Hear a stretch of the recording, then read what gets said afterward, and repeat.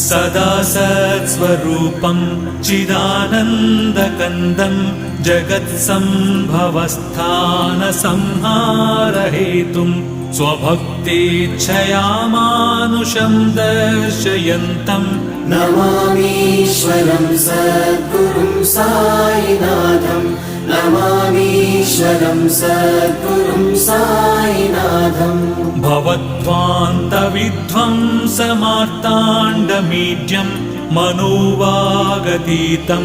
मुनिर्ध्यानगम्यं जगद्व्यापकं निर्मलं निर्गुणं त्वां नमामीश्वरं सद्गुरुं साईनाथं नमामीश्वरं सद्गुरुं साईनाथम् भवाम्बोधिमग्नार्दितानां जनानां स्वपादाश्रितानां